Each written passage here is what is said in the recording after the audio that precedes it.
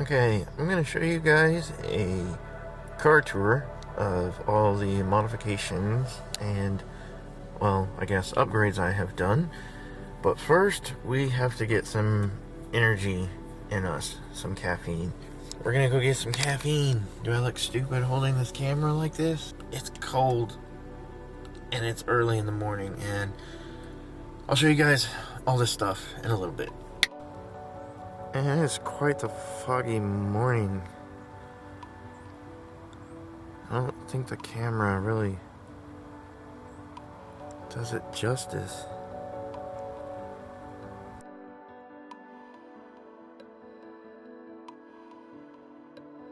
You can see in the distance.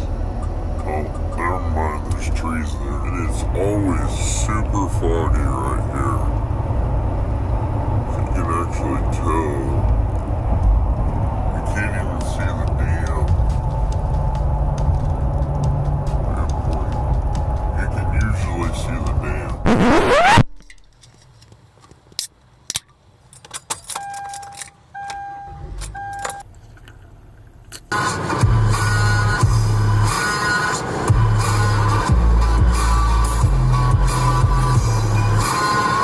Okay, so here is another addition to all of the car add-ons I have been doing.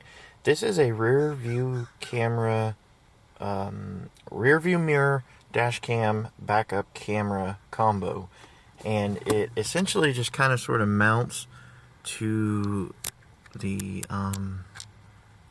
existing rear view mirror. And I just have it kind of janky up here for just a minute because I was doing some testing and seeing exactly where I wanted to put the backup camera.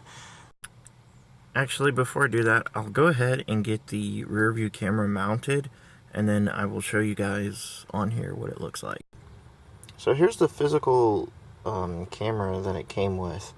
What I'm actually going to be doing is taking off the actual, have the back of this, the back of my Sorento hatch open right now, and I'm going to be taking this piece off, and that way I can actually get to the reverse wiring on the inside there. I don't know how well this is picking up, but that way I can actually tap into the reverse wire, so it'll actually trigger the backup, and then I'll actually be running it through. Let me see if I can multitask here. I'll actually be running it through this piece, this plastic piece right here. That way I can actually run the wires through, maybe add a little bit of silicone or epoxy just to try and keep some water out, and then, yeah, and then I'll get it mounted and show you guys. So I have the actual light panel and the hatch switch or mechanism pulled off of the back of the hatch, and you can see there's an opening here for where the wires run through, and this is what it actually looks like. I've actually have it removed. I mounted the camera, and I actually routed the wire through the little boot that goes through, and I've got some black cloth tape that I'm going to wrap around there just to kind of keep it a little secure, and then I'm going to put some epoxy in there to keep it, weather sealed. Not that this is super weather sealed, because you can see it's pretty dirty on the inside, because most of this stuff is all waterproof anyways. So it has been a couple of days after the first clips. I tried to record this part not yesterday, the day before yesterday. I kind of looked it over and I realized I was kind of all over the place and it wasn't very concise, and I cannot talk lately. So this is a kind of a tour of all of the upgrades and add-ons I have done to my Kia Sorento. Like I said in the beginning, it is a 2013 Kia Sorento, and it has 130,000 miles on it, but it shows absolutely no signs of any issues. And it runs great. So I changed the stereo, upgraded, however you want to look at it.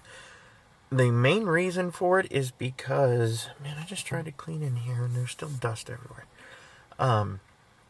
The main reason for upgrading the stereo is because the built-in head unit that was in it, the Bluetooth volume was very low.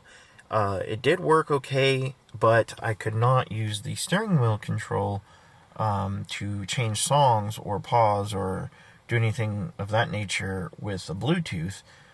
And the volume on the Bluetooth side was very low. So I upgraded it to a JVC. This is just one of their cheaper models. It's an X260 model.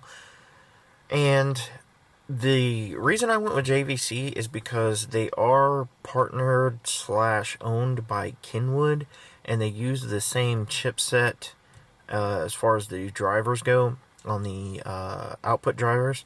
So it is 22 watts per channel RMS, but that is not SEPA rated. So at least the manual doesn't say it's SEPA rated. But anyway, that upgraded that. I can connect two Bluetooth devices, so like if I get a call on my phone, it'll answer it, and then I have my iPad here. Now,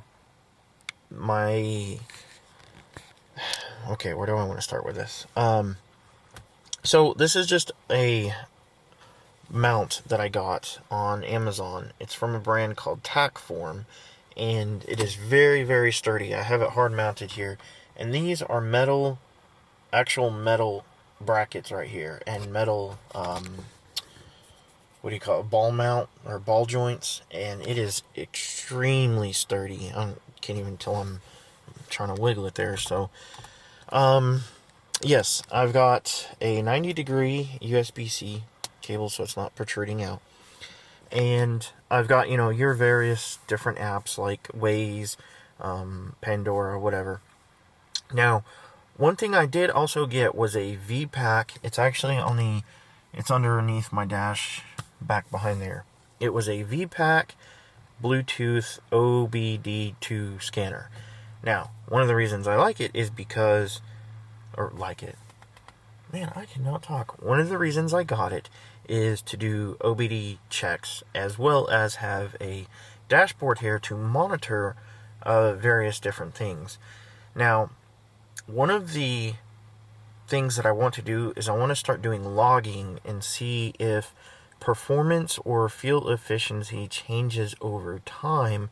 And I'm going to start keeping a log of where I get gas. So for instance, like if I get gas at Quick Trip versus a Shell station or a Love's, I want to see if it changes and how it changes different performance. This is a program called OBD Fusion, and you can customize everything on here, like the colors of your knobs and gizmos and gadgets and whatnot. But you can also do logging, and it actually has a record, and you can actually choose what you want to log. So, for instance, like here's a bunch of trips I've done. Let's see. I actually have it turned off, I think. No, I don't. Yes, I do. I actually have it turned off right now, but because I'm still trying to get this all perfected and what I want to log. But so I'll go ahead and turn the engine on, and that's my radar detector that's beeping right there. I've had that radar detector for about 10 years. It is a Cobra, and it has not failed me once. So, okay, so it shows the intake pressure, your exhaust temp, your instant fuel economy. Of course, it's not going to show anything because I'm not actually moving right now, and that would be very dangerous. So, I've got the timing for cylinder 1, and you can see it's actually pretty quick. But the reason why it's quick is if you go to settings,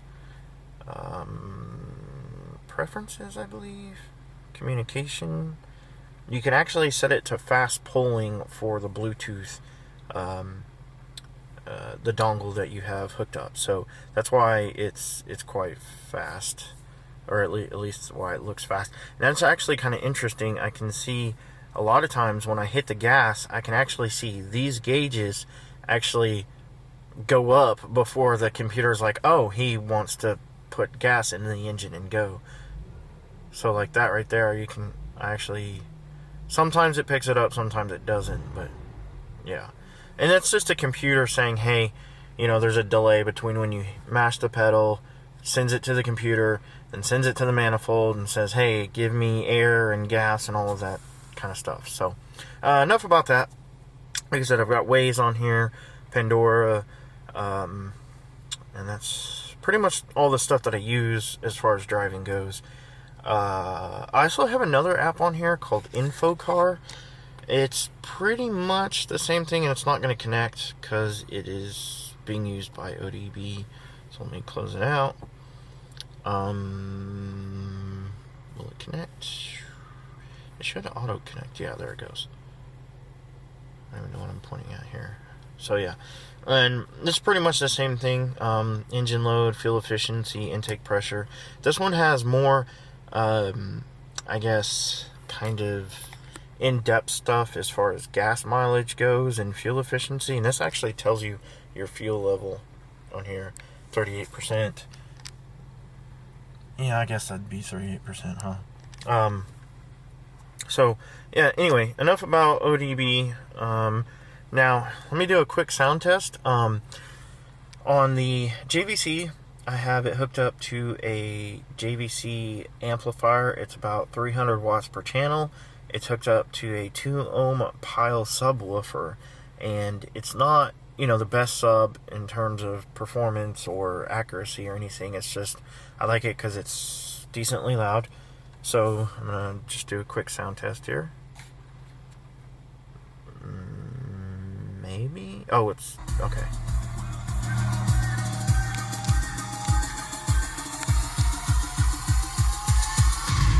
When I come in the arena.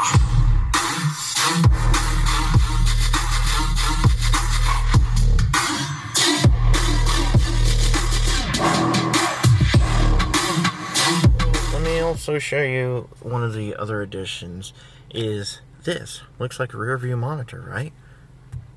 No, it is a dash cam combo and backup camera. So if I put it in reverse, you can actually see I have a reverse backup camera. Now it actually records both the front cam and let me put it back in park. The front cam and the rear camera. Now, one of the cool things I like is I'll go ahead and turn the car off and I'll stick it in reverse and I'll show you guys the backup camera. The backup camera has lights built into it. Even though my reverse lights are fairly bright because I upgraded them to LEDs, it has that's crazy. I've not seen that on a backup camera before, but I don't have a lot of experience with them, so I just thought that was cool.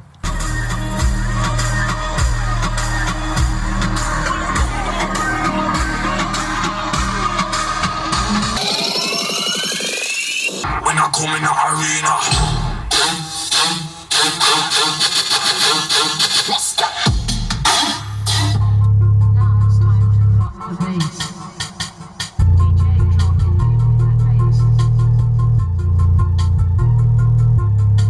One of the other things that you guys probably know of and have seen before is my Colt 355. And since I'm a long ways from any major road, you may not even hear anything. It is a pretty dead area where I live. And I don't know if I've actually shown you guys. I've had this antenna on my old Spark before, so that's pretty much it. And also my brake lights and running lights are LED as well. Like I said, I'm waiting to do these because I need a load resistor for them, and I haven't fully decided what brand I'm going to go with yet.